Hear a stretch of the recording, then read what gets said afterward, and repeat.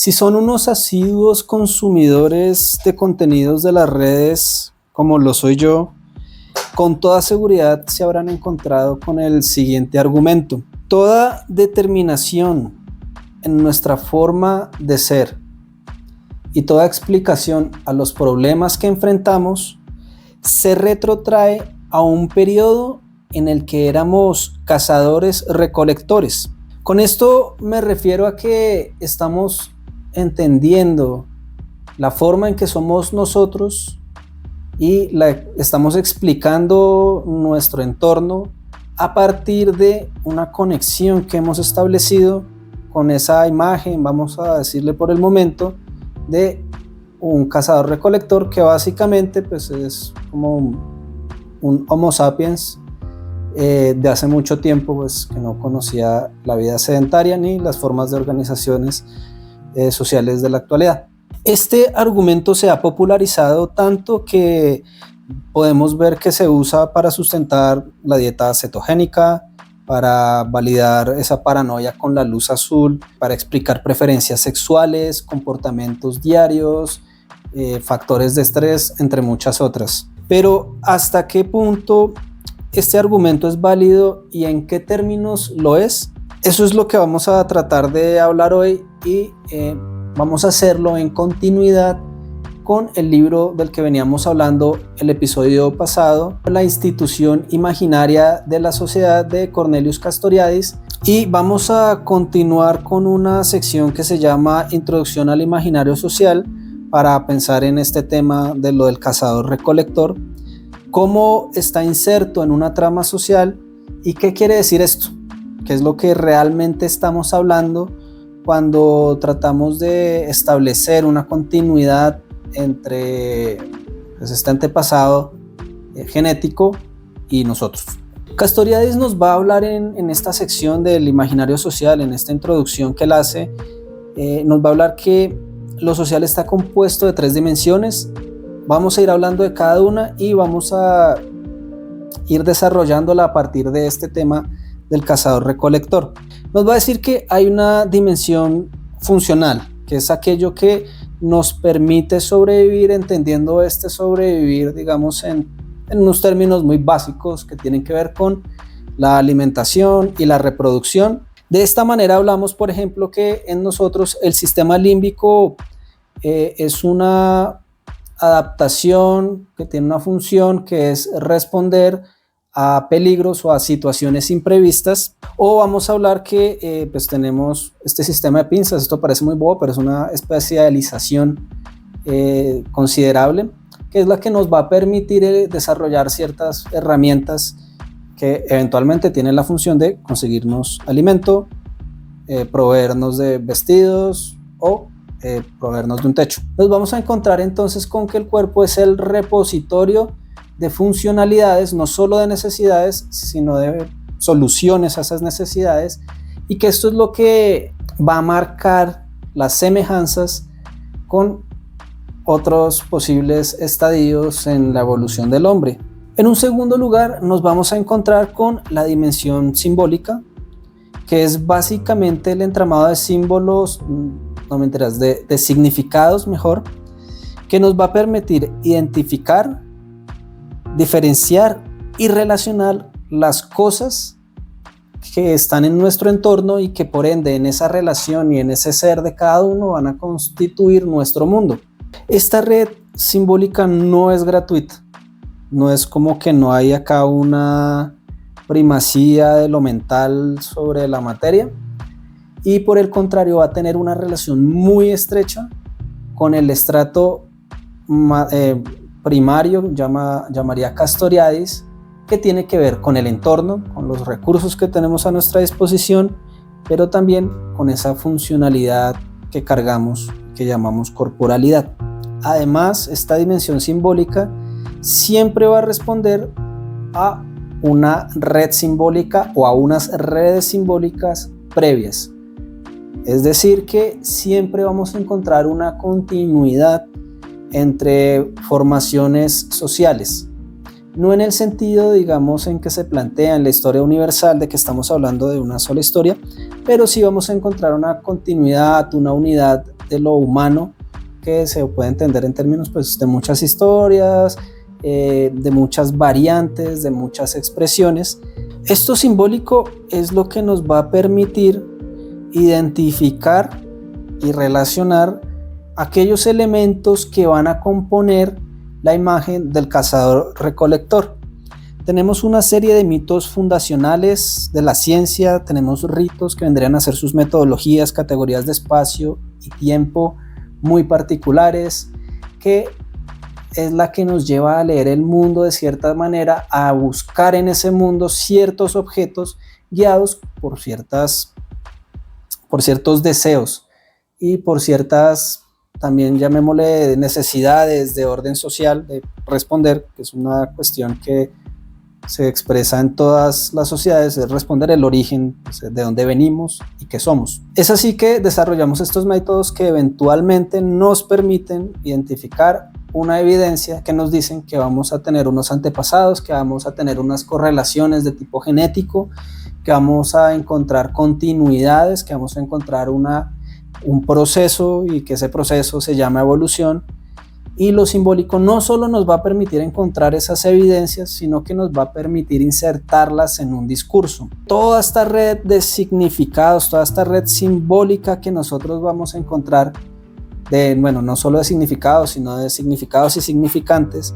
es lo que nos va a permitir, por ejemplo, que una persona hable del cazador-recolector en un podcast, por ejemplo, y que la gente lo entienda. En el caso del cazador-recolector, entonces entendemos que es un discurso que alude a una funcionalidad que hasta cierto punto está relacionado con la nuestra, con nuestras necesidades, y que tiene como anclaje la dimensión fisiológica de lo humano. Y gracias al simbolismo, entonces, es que podemos trazar una línea discursiva que nos permite comprender nuestra posición actual como resultado de un proceso, ¿no? Entonces va a haber como una línea histórica que nos va a conectar a ello y nos va a permitir comprenderlos como antepasados, porque pues no se nos olvide que esto es solo una de las muchas explicaciones que hay respecto al origen del hombre. Hay otras formas sociales en las cuales se le ha explicado en términos de procedencia de otros animales, de seres que no existen o que no han existido, e incluso pues de otros planetas se han planteado situaciones, o digamos básicamente se ha planteado que el hombre nunca ha tenido un antepasado y que simplemente como que fue puesto de un momento a otro pues por un dios o por unos dioses, que eso también es otro tipo de explicación. Finalmente nos vamos a encontrar con la dimensión imaginaria o con la dimensión de la imaginación. Esta palabra, este concepto de la imaginación plantea varias dificultades, sobre todo por el hecho de que es entendida como una facultad de segundo orden que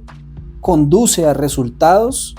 que son errores o equivocaciones, ya que no reflejan la realidad de la realidad, por decirlo, pues, digamos, de alguna manera. Castoriadis se aleja de esta perspectiva, o sea, él dice,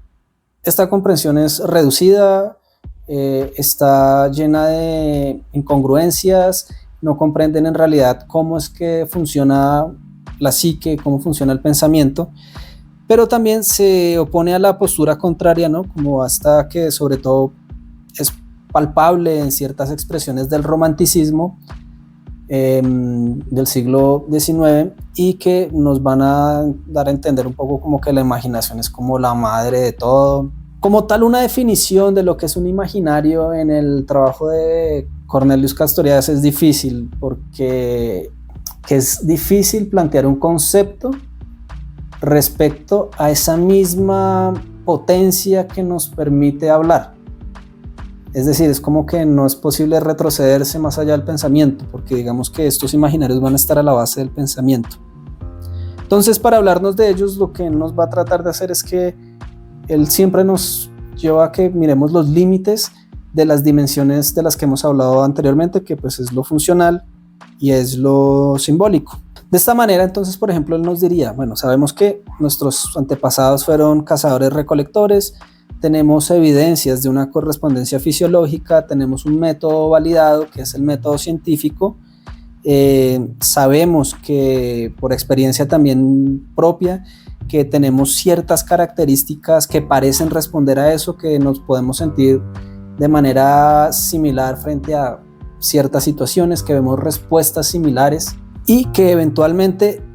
hay un límite en la forma en que vamos a responder a esas necesidades. Entonces aquí es donde se pone un poco complicado el asunto, porque tendríamos que preguntarnos entonces qué es lo que hace que tengamos que responder a esas necesidades de una manera o de otra manera. ¿Qué implica hacer frente a una necesidad? Y de otro lado también tendríamos que preguntarnos si puede nuestra racionalidad, si puede estas herramientas que nos va a ofrecer la red simbólica en la cual vivimos, dar cuenta de estos últimos mecanismos. Y digamos que las respuestas a estas preguntas usualmente son negativas, porque acá es donde impera el imaginario, que no es más que la creación en el campo histórico-social, que es creación sui generis, que va a tener relación, como hemos venido hablando, entre ese estrato primario, pero que eventualmente es capaz de manipularlo, de malearlo de manera radical para generar formas de vida. Entonces, vamos a imaginarnos, en el sentido más fuerte de esta expresión, en el sentido de la imaginación radical, tal cual nos la plantea Castoriadis, que todas las soluciones a los problemas que estamos enfrentando, que creemos estar enfrentando, muy particulares de nosotros, que los sentimos muy propios, van a encontrar respuesta en esta imagen del cazador-recolector. Y que esto es lo que va a justificar toda la crítica al consumo de objetos procesados, de microplásticos, todas esas cosas que nos preocupan ahorita. Y gracias a estas significaciones imaginarias, que como hemos venido hablando no las podemos explicitar del todo, se nos va a permitir inventarnos una historia de un cazador recolector feliz, sin estrés, valiente y fuerte, un modelo perfecto de hombre que se mueve en sigilo, llevando sus músculos de fisicoculturista, su mente estratégica de guerrero para cazar a un mamut con su manada de hombres también perfectos que van a moverse entre la naturaleza como una nube de testosterona que espanta el mal y espanta el miedo, que aleja todas las debilidades que sufrimos nosotros en la actualidad. Y es más, como imaginamos a esta persona y como imaginamos que tiene que ver tan estrechamente con nosotros, también podemos hacer que el discurso se extienda a pensar que podemos volver a ser como ellos, y creemos que es posible gracias a la ciencia. Y estamos tan embotados en ese discurso, en esa imaginación, en esa fantasía, que no nos cabe en la cabeza por un momento lo que pudo haber sido esa vida para ellos en términos sociales y psicológicos. No sabemos si eran vidas duras, si eran vidas que valían la pena vivir, si estaban llenas de tristeza, si tenían felicidad. No sabemos qué tipo de vínculos afectivos tenían ellos, si había estrés, si había miedo, si sufrían problemas mentales, no sabemos si había depresión. No, simplemente con esta imaginación que tenemos del cazador-recolector, todo eso lo quitamos, porque de esto pues no sabemos nada. Simplemente estamos imponiendo cosas como conceptos como eficiencia, utilidad, funcionalismo, incluso los mismos que uno habla, simbolismo, imaginario, los estamos imponiendo a un pasado que pues en realidad tenemos acceso de una manera muy marginal, sobre todo para las cosas que en realidad nos importan, porque todas estas experiencias que en realidad nos darían una riqueza mucho más amplia sobre la información que podríamos tener, pues son cosas que no dejan rastro. Y pues bueno, eso puede ser una fortuna o desfortuna, depende de cómo se lo mire.